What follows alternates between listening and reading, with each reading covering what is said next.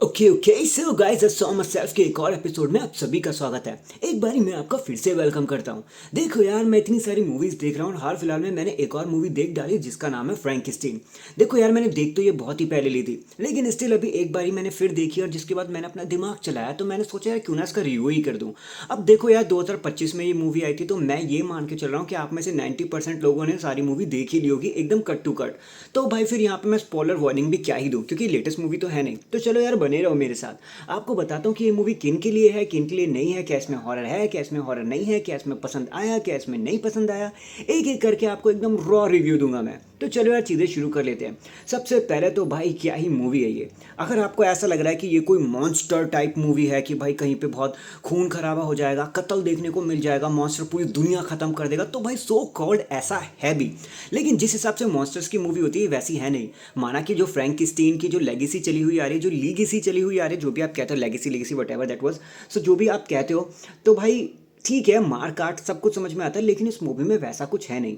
इस मूवी में ना दो पर्सपेक्टिव चलते हैं, एक क्रिएटर के तौर पे और एक बनाने वाले के तौर पे। ये आपको समझना है कि आप किस हिसाब से मूवी देखना चाहते हो। जो पहला हाफ है वो क्रिएटर के हिसाब से चलता है और जो दूसरा हाफ है वो क्रीचर के हिसाब से चलता है कि भाई उसे क्या महसूस होता है। जब स्टार्ट में मैंने फ्रैंकेस्टीन का नाम सुना था, जब मैंने स्टार्ट में इसका ट्रेलर देखा था 2025 में, तो मेरे को ऐसा लग रहा था कि भाई मैं कोई मॉन्स्टर टाइप मूवी देखने वाला हूँ, जहाँ पे कोई रियल लाइफ मॉन्स्टर आ जाएगा जो जिसमें अंदर जान आ जाएगी, जो तोड़ फोड़ मचाएगा, उसके बाद वो अपने क्रिएटर के पीछे पड़ जाता है, फिर उसके बाद वो बहुत सारा कियोस मचाएगा। तो कियोस तो है, लेकिन उस टाइप का नहीं है। देखो मैं बताता हूँ हुआ क्या।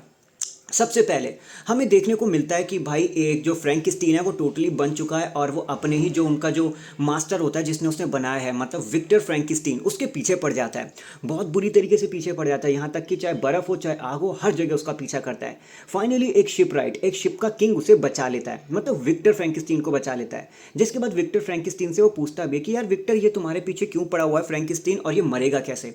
तो विक्टर बताते कि यार ये मर नहीं सकता। जिसके बाद हमें विक्टर की तरफ की स्टोरी देखने को पता चलती है कि भाई कैसे उनकी माँ इस दुनिया से चली जाती है, कैसे वो अब एक प्रण ले लेता है कि यार अब मैं कुछ ऐसा बनाऊंगा जो ज़िंदगी में कभी मरेगा नहीं। धीरे धीरे करके वो आगे चलते हैं, अपने इस एक्सपेरिमेंट को करना शुरू करते हैं जिसमें वो कामयाब भी हो जाते हैं विक्टर। धीरे धीरे करके हमें आगे पता चलता है कि वो डेड बॉडीज़ पर काम करना शुरू कर देते हैं। धीरे धीरे हमें पता चलता है कि फाइनली उनका जो प्रोडक्ट है, जो वो बनाना चाहते थे, जिसका नाम उन्होंने फ्रैंकस्टीन रखा था, वो फाइनली बनकर। अच्छा वैसे एक बात बताऊं तो फ्रैंकस्टीन को मूवी में फ्रैंकस्टीन बोला नहीं गया है, ठीक है, वो तो उस मूवी का नाम है। ऐसा नहीं है कि बोल रहे कि फ्रैंकस्टीन ये रहा, फ्रैंकस्टीन बोला, नहीं। जो क्रिएचर बन गया था उसका नाम मूवी में ऐसा आपको सुनाई नहीं देगा। तो भाई देखो, पहला हाफ तो यही है जहाँ पे आपको ये पता चलता है कि वो क्रिएचर बना कैसे और वो क्यों विक्टर के पीछे पड़ा हुआ है। अभी तक आप इस मूवी में ये सोच के बैठ जाओगे कि नहीं यार, विक्टर तो एक अच्छा आदमी है, उसने क्रिएटर, उसने क्रीचर बनाया और भाई उस पर अत्याचार हो रहा है, वो क्रीचर ही विक्टर के पीछे पड़ गया। आपको आधे हाफ तक तो ऐसा ही लगेगा, 2-2.5 घंटे की मूवी है ना।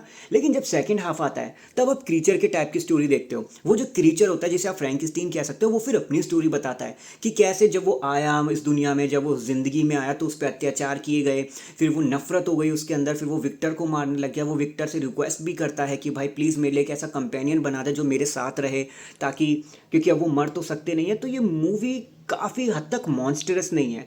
ये मूवी आपको दो पहलू दिखाती है, जहाँ पहले पहलू में आपको पता चलता है कि एक किसी चीज़ को बना देना कितना आसान होता है। आप उसके ऊपर मेहनत करते हो, उसे बनाते हो और फिर कोशिश करते हो कि वो आपके हिसाब से चलने लगे। फिर आप देखते हो क्रीचर की स्टोरी, जहाँ पे वो क्रीचर तो भाई बनना ही नहीं चाहता था, पैदा होना उसके हाथ में ही नहीं था, उसे ज़बरदस्ती बना दिया गया वो काम करने के लिए जो उसे करना भी नहीं है। और फिर जब वो इस पूरी दुनिया में क्लूलेस हो गया और वो एमलेस हो गया, तो भाई उसे ऐसे ही मरने के लिए छोड़ दिया। और यही ये मूवी दिखाती भी है। स्टार्टिंग में आपको लगेगा कि आप कोई मॉन्स्टर्स टाइप खून खराबा देखने वाले हो, लेकिन अंत में आते आते ये मूवी एक ऐसा पेस पकड़ लेगी कि आपको बुरा लगने लग जाएगा क्रीचर को लेके। सही बता रहा हूँ मैं आपको कि आप जो फ्रैंकस्टीन नाम का क्रीचर है ना, उसको देख के आपको बुरा लगने लगेगा कि यार ये मर नहीं सकता, वुल्वरिन की तरह ये खुद को हील भी कर ले रहा है, अब भाई आगे ये क्या ही करेगा बेचारा। मतलब मतलब सीरियसली, मतलब स्टार्ट में हमें विक्टर के लिए बुरा लगता है, लेकिन लास्ट में जब स्टोरी अच्छे से रिवील होती है तो हमें पता चलता है कि भाई बुरा तो हमें फ्रैंकस्टीन के लिए लगना चाहिए। ना तो बंदे को प्यार मिला, ना बंदे को मिला मास्टर, ना बंदे को कंपेनियन मिला, और बेचारा इस दुनिया में अकेला ही रह गया।